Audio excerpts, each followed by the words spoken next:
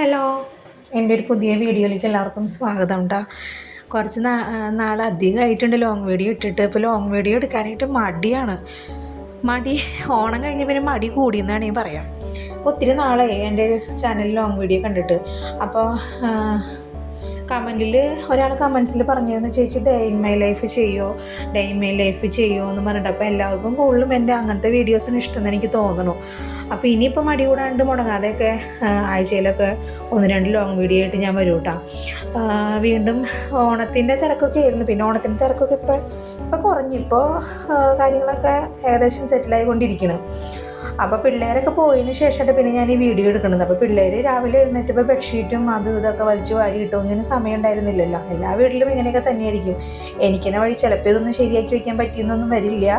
പക്ഷേ അവധി ദിവസങ്ങളിലൊക്കെ അതൊക്കെ ശരിയാക്കി വെച്ചിട്ടായിരിക്കും കേട്ടോ ഞാനിങ്ങനെ പോരാറ്. ഇന്നിപ്പോൾ അങ്ങനെ കാണിച്ചിട്ടിട്ട് തിരക്കിൻ്റെ ഇടയിൽ അങ്ങനെ പോയി. പിന്നെ ആ ബെഡ്ഷീറ്റും കാര്യങ്ങളൊക്കെ ഞാൻ എടുത്ത് വെച്ച് അങ്ങനെ അവിടെ ഞാൻ ബെഡൊക്കെ ഒന്ന് വൃത്തിയാക്കിയിട്ടുണ്ട് കേട്ടോ.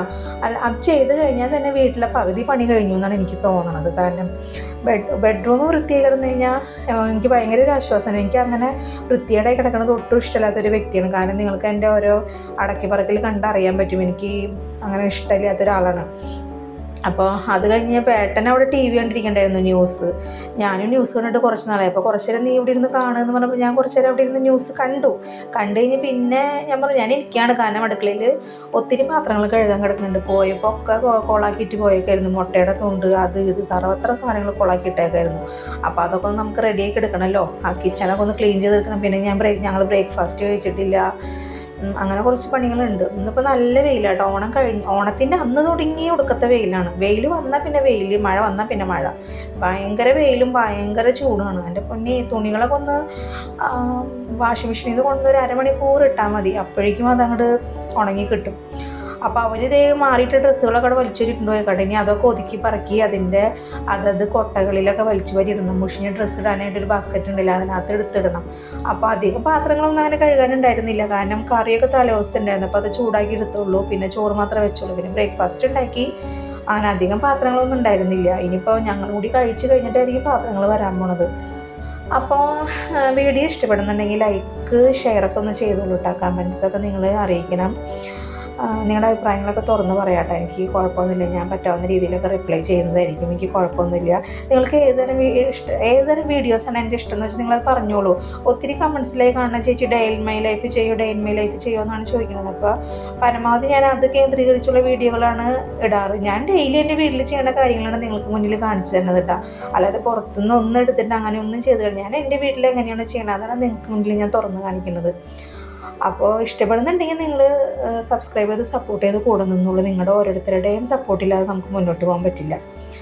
അപ്പോൾ അങ്ങനെയൊക്കെ ചെയ്തോളൂ. അപ്പോൾ പാത്രങ്ങളൊക്കെ ഒന്ന് കഴുകി ആറിയിട്ടൊക്കെ വെച്ചിട്ടുണ്ട്. പിന്നെ അടുക്കളയൊക്കെ ഒന്ന് അടിച്ചെടുക്കട്ടെ എന്ന് വിചാരിച്ചു. ഓണത്തിന് കറികൾ ഒക്കെ പകർത്തി വെച്ച പാത്രങ്ങൾ ഇപ്പോഴും മേശയുമെന്ന് എടുത്ത് മാറ്റിയിട്ടില്ല. അതൊക്കെ ഇപ്പോഴും അവിടെ തന്നെ ഇരിക്കുക. ഇനി അതൊക്കെ ഒന്ന് എടുത്ത് കബോർഡിലേക്ക് എടുത്ത് വയ്ക്കണം. ഇനി അത് അടുത്ത പെരുന്നാളിനെ ഞാൻ പുറത്തിറക്കുള്ളൂ. അടുത്ത മാസം ഞങ്ങളുടെ പെരുന്നാൾ വരുന്നുണ്ട്. അപ്പോൾ ആ സമയത്ത് അതൊക്കെ ഇനി പുറത്തിറക്കുള്ളൂ. അപ്പോൾ അതൊക്കെ കഴുകി ടേബിളും ഇരിക്കണം. അതൊക്കെ കുറച്ച് കഴിയുമ്പോൾ ഒന്ന് എടുത്ത് വയ്ക്കണം. എനിക്ക് കയ്യെത്തില്ല, അതാണ് മെയിൻ പ്രശ്നം. കസേരയുടെ മുകളിൽ കയറി നിന്നിട്ട് വേണം അതിൻ്റെ മുകളിലേക്ക് കയറ്റി വയ്ക്കണമെങ്കിൽ. അതാണ് മടിയാവണത്. ഇന്നിപ്പോൾ ഏട്ടനുള്ളതിനെ കൊണ്ട് ഏട്ടൻ ഓണത്തിന് വന്നിട്ട് തിരിച്ചു പോയിട്ടില്ല. അപ്പോൾ ഏട്ടനുള്ളതിനുണ്ട്. ഏട്ടനോടൊന്ന് പറഞ്ഞ് എല്ലാം മുകളിലെടുത്ത് വെക്കണം. കലങ്ങളും അതൊക്കെ എടുത്ത് വെക്കാനുണ്ട്. അരി വെച്ച കലം അങ്ങനെ ഒക്കെ എടുത്ത് വെക്കാനുണ്ട് മുകളിലേക്ക്. അതൊക്കെ കഴിഞ്ഞ് പിന്നെ ഞാൻ അവിടെ നിന്ന് ഭക്ഷണമൊന്നും കഴിക്കാൻ തന്നിട്ടില്ല കേട്ടോ. അതിന് മുന്നേ ഞാനൊന്നേ വെയിൽ മൂക്കണതിന് മുന്നേ ഞാൻ ചെടി നനയ്ക്കാൻ വേണ്ടി വന്നു. ചെടികളൊക്കെ ആകെ പോയി കിടക്കുക. ഗാർഡനൊക്കെ ആകെ പോയി. അല്ലെങ്കിൽ ഗാർഡനൊക്കെ നല്ലോണം ശ്രദ്ധിച്ചുകൊണ്ടിരുന്നതാണ്.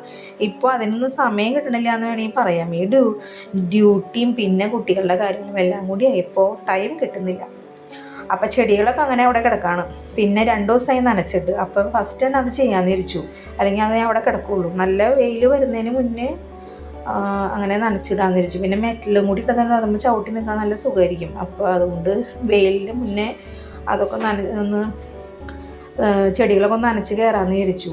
പിന്നെ മുറ്റടി നേരത്തെ കഴിഞ്ഞതാണ്. അപ്പോൾ പിന്നെ മുറ്റടിയുടെ വീഡിയോ എടുക്കാൻ പറ്റിയില്ല. കാരണം പിള്ളേർ പോയി അപ്പോൾ തന്നെ ഞാൻ തിരിച്ച് കൊണ്ടാക്കി വരുന്ന സമയത്ത് വേഗം ചൂലെടുത്ത് മുറ്റടിച്ച് കളഞ്ഞിരുന്നു. പക്ഷെ അത് വീഡിയോ എടുക്കാനായിട്ട് പറ്റിയില്ല.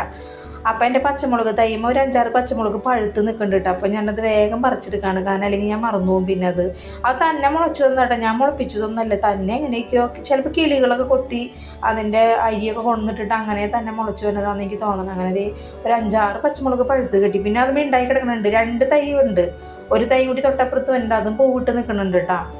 അപ്പോൾ ബാക്കിൽ വഴുതനങ്ങയൊക്കെ ഉണ്ടായി കിടക്കുന്നുണ്ട്. ഞാൻ പറിക്കാറാകുമ്പോൾ നിങ്ങളെ വീഡിയോയിൽ കാണിച്ചു തരാം. വഴുതനങ്ങ ഉണ്ടായി വന്നിട്ടുണ്ട്.